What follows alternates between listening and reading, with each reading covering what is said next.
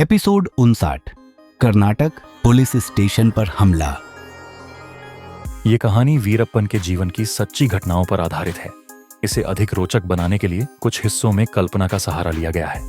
हर दिन हमारे चैनल पर वीरप्पन की इस अनसुनी कहानी को जानने के लिए जुड़े रहें। वीरप्पन अब लगातार पुलिस के बढ़ते दबाव में था। पुलिस ने जंगल के चारों ओर कड़ी निगरानी कर रखी थी, जिससे वीरप्पन की रसद, सप्लाई और मूवमेंट में दिक्कतें आ रही थीं। दूसरी तरफ पुलिस उसके नेटवर्क में सेंध लगाने में कामयाब हो रही थी। इसी बीच वीरप्पन ने पुलिस को सीधा संदेश देने और डर फैलाने के लिए एक खतरनाक योजना बनाई। कर्नाटक के एक पुलिस स्टेशन पर सीधा हमला। घटनाक्रम: वीरप्पन का फैसला। वीरप्पन ने अपने कुछ भरोसेमंद साथियों को बुलाया और कहा, अगर हम पुलिस के घेरे में फंस गए तो हमारी हार तय है।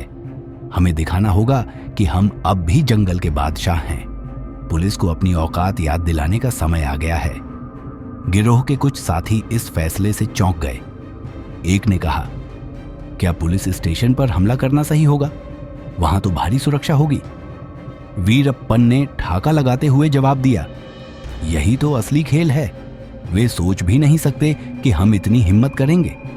अगर हम हमला करके अपने साथियों को छुड़ा लें और उनका हथियार लूट लें तो पुलिस के हौसले पस्त हो जाएंगे।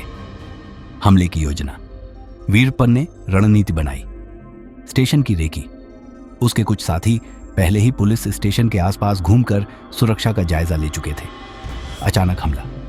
हमले को रात में अंजाम देना था ताकि पुलिस को संभलने का मौका ना मिले। हथियार लूटना। पुलिस के पास मौजूद राइफल और कारतूस वीरप्पन के गिरोह के लिए बहुत जरूरी थे। अपने साथियों को छुड़ाना।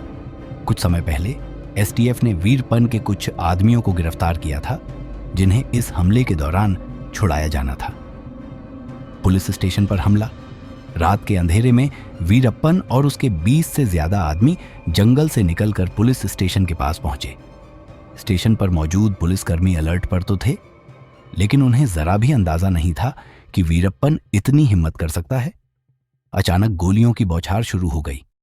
धाएं धाएं धाएं। वीरप्पन के आदमियों ने चारों तरफ से गोलियां बरसानी शुरू कर दी। कुछ पुलिस वाले भागकर कवर लेने लगे, जबकि कुछ ने जवाबी फायरिंग की। थाने में खौफ। वीरप्पन का हमला इतना तेज था कि कुछ ही मिनटों में पुलिस वालों को संभलने का मौका ही नहीं मिला। वीरप्पन के लोग अंदर घुसे और हथियार लूट लिए। एक पुलिसकर्मी ने वायरलेस से मुख्यालय को खबर देने की कोशिश की, लेकिन वीरप्पन ने उसे देख लिया और चिल्लाया, कोई भी अलर्ट भेजेगा तो जिंदा नहीं बचेगा। वीरप्पन के आदमियों ने पुलिसकर्मियों को बंदी बना लिया और उनके हथियार उठाने लगे। बचाव की आखिरी कोशिश।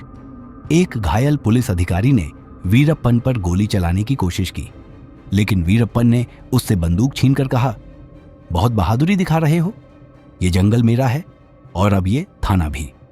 इसके बाद वीरप्पन ने अपने गिरफ्तार साथियों को छुड़ाया और स्टेशन को आग लगाने का आदेश दिया। कुछ ही देर में पूरी इमारत धू धू कर जलने लगी। वीरप्पन की धमकी। जाते जाते वीरप्पन ने एक दीवार पर खून से लिखा, जंगल का कानून वीरप्पन तय करेगा। इसके बाद पूरा गिरोह जंगल की ओर निकल गया। पुलिस मुख्यालय तक खबर पहुंच चुकी थी और एसटीएफ अब पूरी ताकत से वीरप्पन के पीछे लगने वाली थी। परिणाम: पुलिस के मनोबल को बड़ा झटका लगा। वीरप्पन के पास अब और ज्यादा हथियार और गोला बारूद आ चुका था। एसटीएफ ने इस हमले को वीरप्पन के खिलाफ बड़ी कार्रवाई का संकेत माना। अब पुलिस ने वीरप्पन को जिंदा या मुर्दा पकड़ने का संकल्प लिया। अगले एपिसोड की झलक। वीरप्पन का हमला एसटीएफ को उकसाने के लिए काफी था। अब एसटीएफ ने जंगल में बड़े पैमाने पर छापेमारी शुरू की। इसी दौरान उन्हें 1.5 करोड़ की चंदन की लकड़ी की एक गुप्त खेप का सुराग मिला। क्या यह सुराग वीरप्पन को पकड़ने में मदद करेगा? जानिए अगले एपिसोड में।